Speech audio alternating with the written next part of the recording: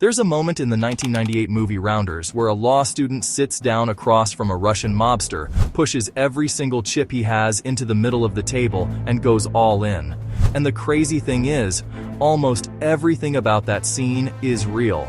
Not movie real, not Hollywood real. Actually, documentably, provably real. Rounders is considered by professional poker players to be the most accurate depiction of their world ever put on film.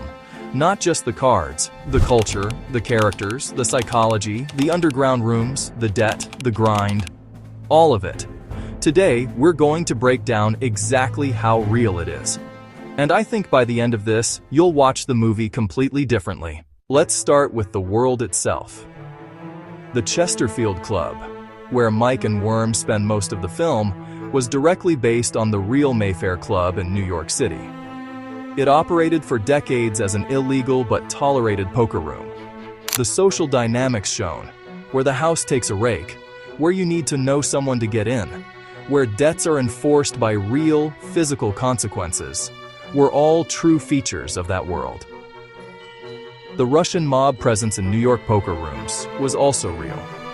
Eastern European organized crime had significant involvement in gambling operations in the 1990s. Characters like Teddy KGB, a bankroller who runs his own game and has juice with dangerous people, were a known archetype. Not a cliché, an archetype. Now let's talk about the people in the film, because they're more grounded in reality than most viewers realize. Mike McDermott is loosely inspired by real players who straddled the legitimate and underground worlds. People the screenwriters knew personally from the Mayfair Club scene. Teddy KGB was inspired in part by a real figure. John Malkovich's accent is famously over the top. Even Russian viewers laugh at it. But the underlying character type was grounded in reality. Wealthy, volatile, mob-connected backers who ran private games existed. They still do. Joey Nish is one of the most realistic characters in the entire film. The professional grinder who plays small, steady, low-variance poker to pay his bills, making maybe $50,000 to $100,000 a year without ever taking a shot at the big game, was and still is a real archetype. His philosophy, "I'm not looking for backing, I'm just trying to keep myself in action," is exactly how working poker professionals think. Knish represents the road not taken, sustainable, unglamorous, honest. And then there's Worm. He's based on a real person, a childhood friend of screenwriter Brian Koppelman. The behavior shown, card mucking, colluding, bottom dealing, the total inability to go straight, maps onto a well-documented type of degenerate hustler that populated those rooms. Here's where the film really earns its reputation among professionals. The opening hand, pocket nines versus pocket aces, resulting in nines full of aces losing to aces full of nines, is a textbook bad beat. It's called a cooler, a hand where you're not playing badly, you simply run into a bigger hand. No professional would fold nines full. Losing your entire bankroll on a hand like that is a real and devastating part of poker life. It happens. It has happened to players with World Series bracelets. The concept of a bankroll and its psychological importance is treated with real seriousness. The film understands that going broke is not just about losing money.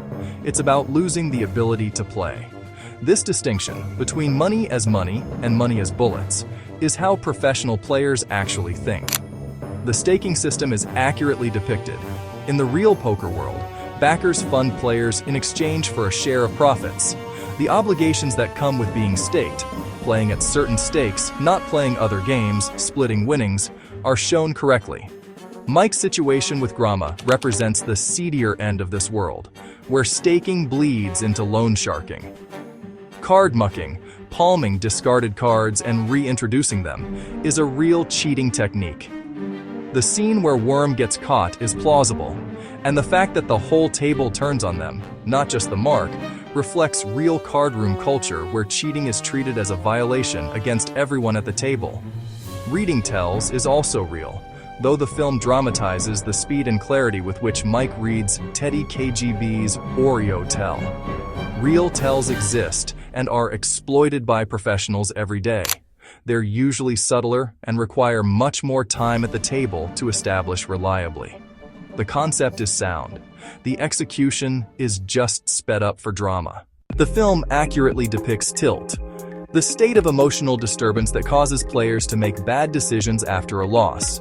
Worm is essentially on permanent tilt throughout the entire movie. The scene where Mike returns after his bankroll gets wiped and can barely function is an honest portrayal of what losing your role actually feels like.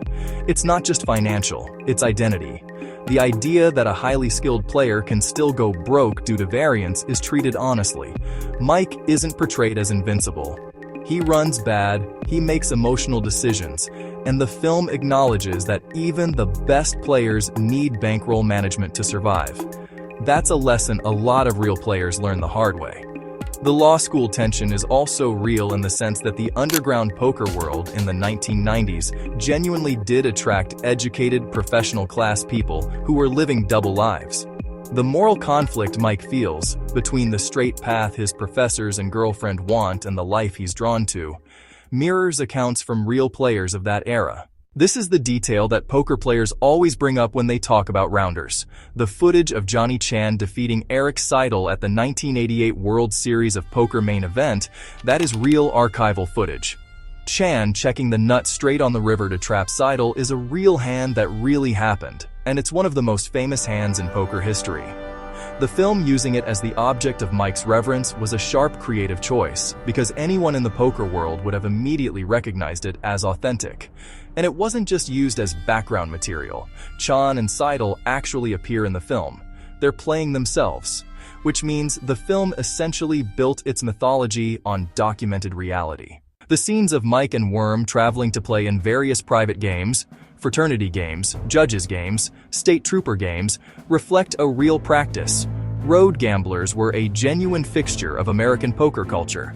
The idea of moving from game to game, reading each table, figuring out the soft spots, and extracting money from recreational players was how a lot of professionals made their living before legal card rooms became widespread.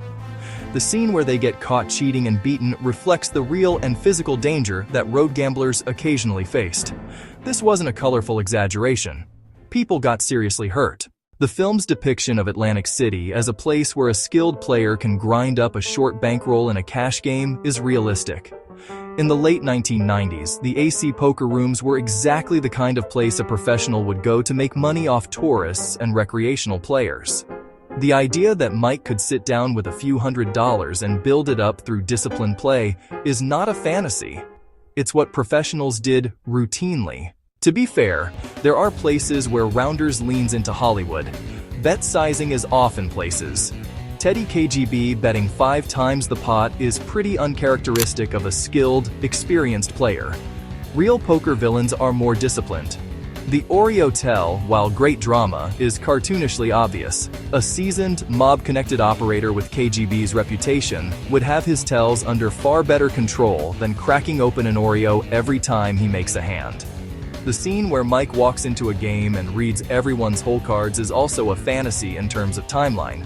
The film doesn't give him nearly enough time at the table to pull that off, but it gets away with it because the point, establishing his genius, lands clearly.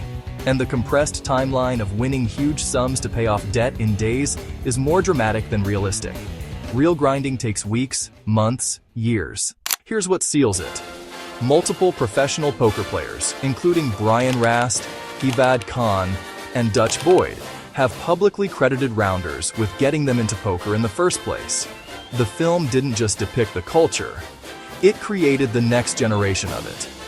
The screenwriters, Brian Koppelman and David Levien, who later created the TV series Billions, clearly did their homework. They didn't write a gambling movie.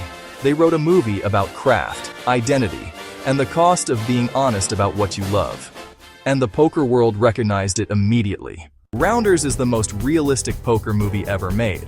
Not because every detail is perfect, it isn't. But because the world it portrays, the people it populates it with, and the psychology it captures are all rooted in something true. The next time you watch it, you're not just watching a movie. You're watching a documentary that decided to have a plot. If you want more deep dives like this, films that got things right, worlds that Hollywood actually understood, make sure you subscribe and hit the bell so you don't miss the next one. Drop a comment below. What's your favorite detail from Rounders? Or what movie do you think gets its world most accurately right? I read every single one. And if this video helped you see the film differently, share it with someone who's seen Rounders. They'll thank you.